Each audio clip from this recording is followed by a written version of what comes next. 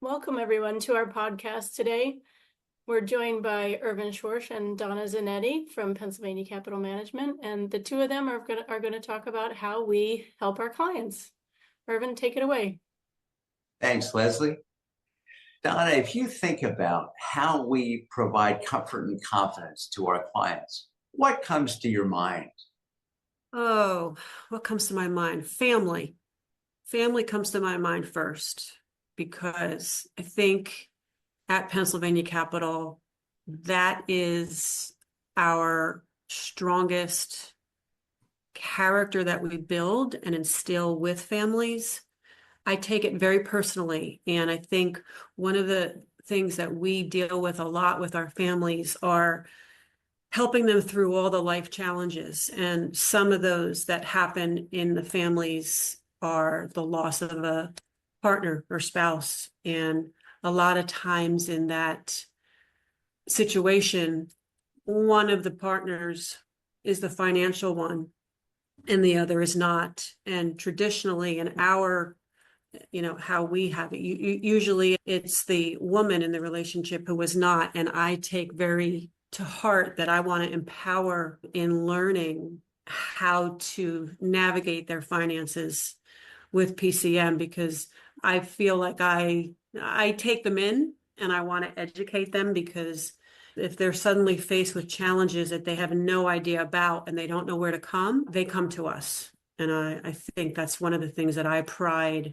ourselves on, that they always know we're the first person that they call when they have any challenges going on in financial or otherwise. Irvin, you've always been, you want to know about what's going on in their lives. And I bridge that gap for you to say, hey, and I won't use real clients' names, but hey, you need to call John Doe about his wife is not doing well. And we hear cognitively things are not good. And maybe you need to figure out what's going on and how we can help them more. Not necessarily about the finances. That's something that we do very well, but it's about the personal relationships that we have. And as a fiduciary, we're always going to do the right things for them, but give them little steps along the way on how to keep their security and independence and learning basic things that they may not have known before.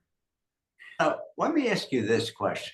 When you see a new couple coming in, and it's obvious who's the more financial person and who's the less, or in some cases, one person's very interested in the finances, the other one says, leave it to him or her. Yeah, I zone in on the one who's not. Right. Because I want to empower them to develop that sense of independence for themselves, not relying on somebody else, because tomorrow's not guaranteed. And I find that in our history, that the person that is not independent and relying on someone else is the one that I have the heartstrings for, that I want to help them bridge that gap for their personal freedom, because that's, to me, that's what's important. It's interesting. With having 10 of us, and many of us do focus on the financial part, which may be with the other person more. How do you make sure that the less financial person is protecting the family in case the other spouse dies, is disabled, or runs across something that affects their ability to make decisions? What do you do to help that couple? Sure. First of all, you want to make sure that, they have their estate planning all set up, because the challenges that they face, they don't know until it happens. And I think one of the things that we set is that we hold a mirror up and say, this is what could happen if they're going in one direction versus another. I'm trying to think of an example. We have a client who lost their husband several years ago, and they are having troubles moving on to that next phase of their life. So they're still in their home and they're trying to declutter, but the house is too big. They probably should downsize, but they're having trouble doing that. So my goal is to gently open their minds to what's on the other side. Because as we know, people are very set in their ways to the norm of what they're used to, and they're afraid to what's going on. And we've heard more and more stories of, why didn't I do that sooner? Absolutely. So we're trying to guide them in giving them the resources. They're worried that, can I afford to do this? We paint that picture for them, and we want to make sure that they have the clarity they need that can get them to the next level in their lives.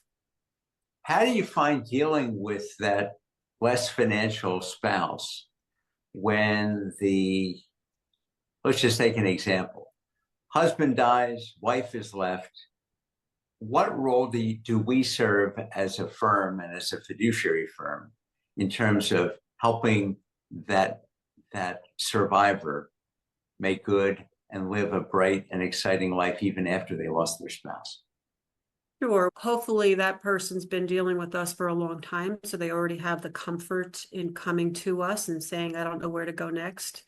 And I think that we pride ourselves on getting them to the next level, in that working with their attorneys.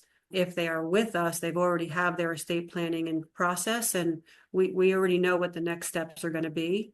And we are in that wheel with them to navigate to get to the next level. And what did that mean? We had somebody who said, I never had my own credit card. I don't have my own credit. What does that mean? People don't understand that when you have your own joint spouse with you, you do have your own credit, even though you may not think you do. So we help guide them through what they have. Do they still own their home? Working with the attorneys to get things transferred over to the spouse. There could be trust set up. There could be kids. How does that look at the death of a spouse? What happens? They don't know where to go first. So we usually tell them to just stop and remember their loved ones and work with their families. And I find that we have become an advocate for them in connecting them with the right people.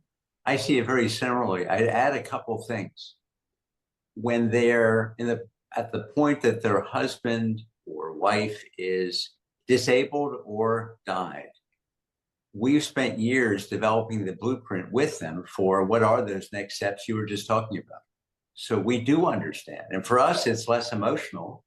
We're sad to lose a client, but it's not. We were living with that partner. And to me, doing that blueprint and then being able to also offer to meet with the family, invite the kids in to meet with that spouse if that's what they want. And of course, we do it at no charge, which puts us in a whole different position than other financial institutions that charge very high expenses to take on that role and responsibility.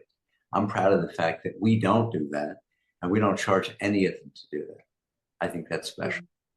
But we definitely help them navigate through their life events, right? Whether it's marriage or divorce or children or caregiving, their whole timeline of what goes on in their lives. We're trying to build confidence for them in their financial literacy. People always worry that they're going to outlive their monies, and we help them try and give them the resources to learn about all their finances and how they have set their goals at a younger age and growing through, because we deal with children of our older clients because they're the next ones up. So we want to make sure that we are always helping everybody building their own financial literacy, because that's so important.